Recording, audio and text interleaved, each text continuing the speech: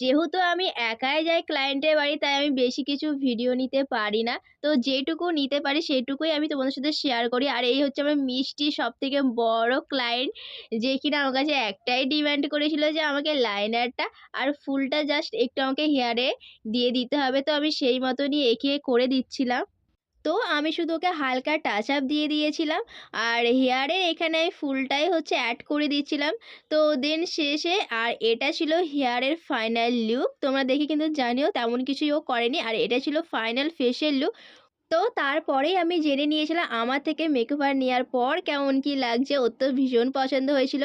এইটা ছিল দিভাইটার final look. আমি দিভাইটাকে জিজ্ঞাসা করে নিয়েছিলাম আমার থেকে মেকওভার নিয়ে কেমন কি লাগছিল। আর তোমরা তো হাসি দেখে বুঝতেই পারছো কেমন কি লেগেছে। আর এই লুকটা কিন্তু আমার করা একদমই না। এইটা হচ্ছে দিদি অন্য কারো কাছ থেকে সেজেছিল। তো এটা ছিল আমার লুক, আমি ক্রিয়েট করেছিলাম। আর দিভাইটা হচ্ছে আমার অনেক আগেই কাজ দেখেছিল। আমার নাকি প্যাকেজ একটু বেশি বলে দিভাইটা করেনি।